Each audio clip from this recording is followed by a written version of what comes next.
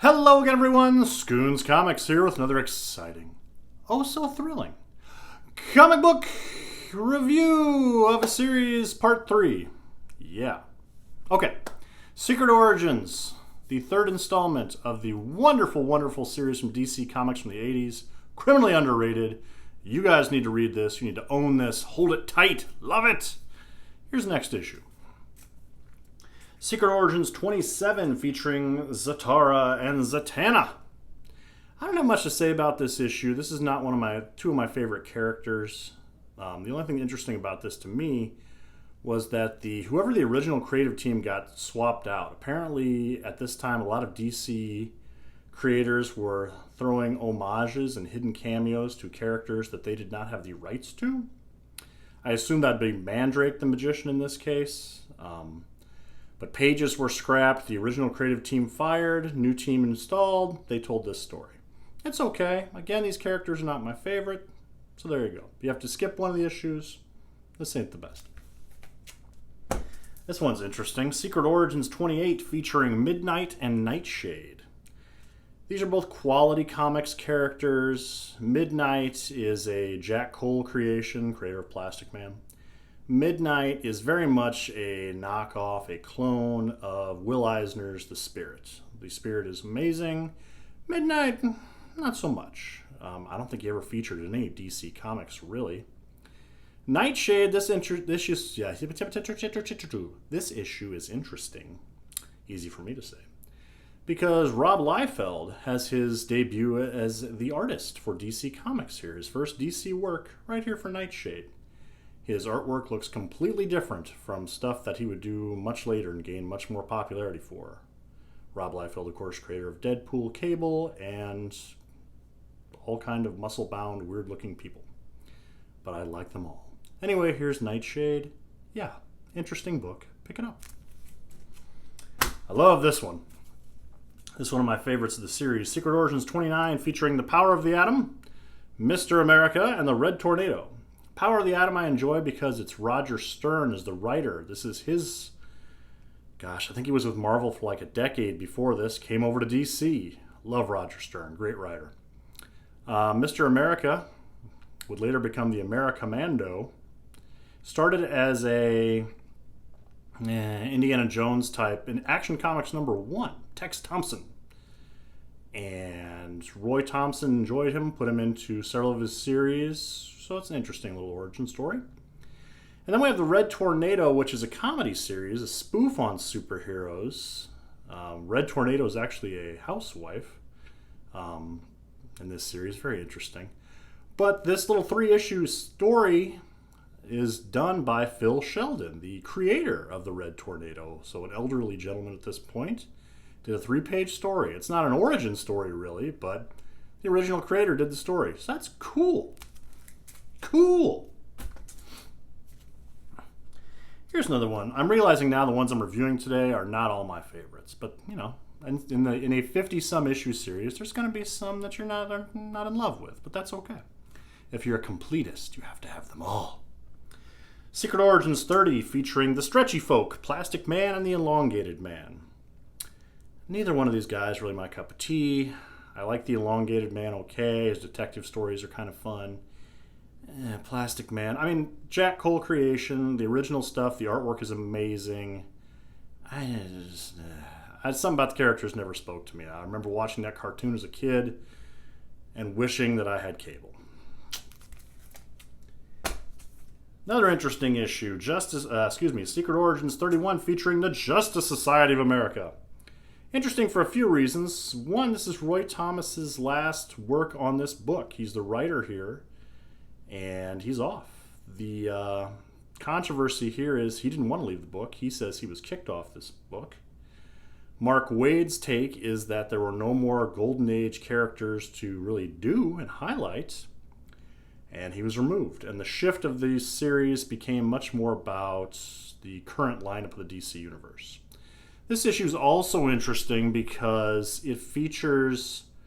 The Justice Society didn't have an origin when they debuted back in the 40s. It wasn't until 1977, I think, when Paul Levitz did an origin for them that featured Superman and Batman Superman saving the life of FDR. Well, they can't use Batman and Superman anymore because it's post-crisis DC Comics. They didn't exist back when the Justice Society was there. So they tell basically the same story, except FDR dies in this issue. The Spectre has a powwow with God. And if powwow with God's not a short story somewhere, I'll eat my hat right now.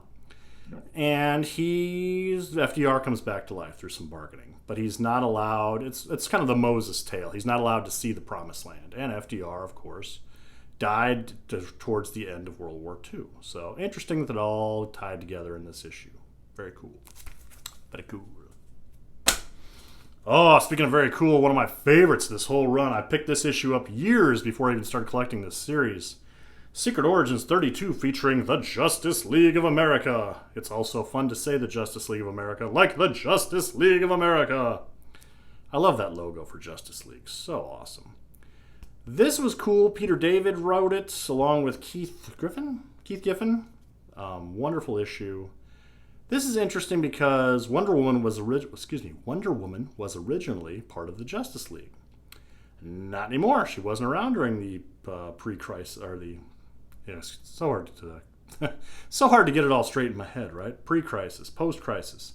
She wasn't around at the origin of the Justice League. So they substituted Black Canary. A fine addition, a fine story. Pick this one up. It's such a good standalone issue. I love it.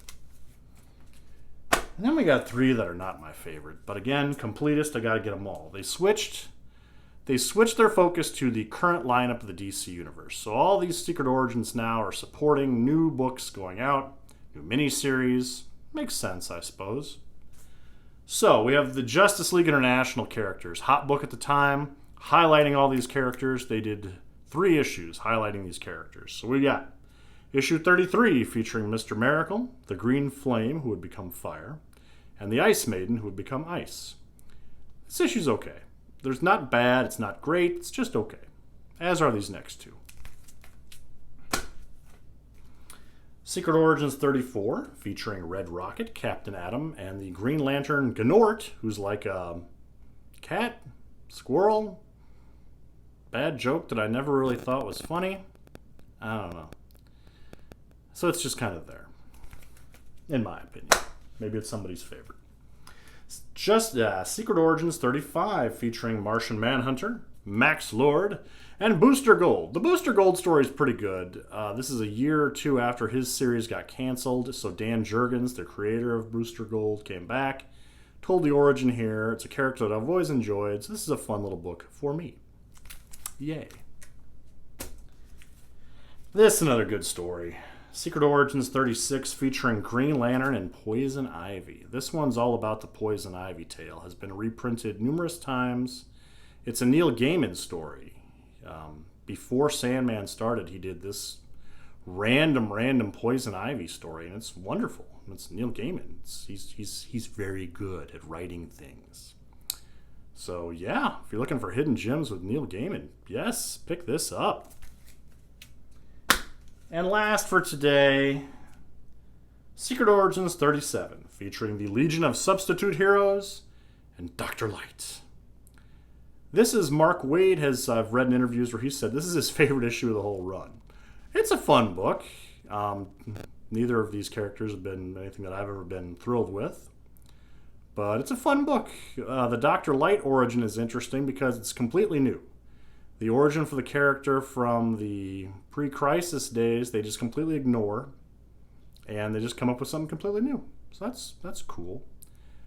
But, just a fun book. Ty Templeton does the Legion of Superheroes, Substitute Heroes here.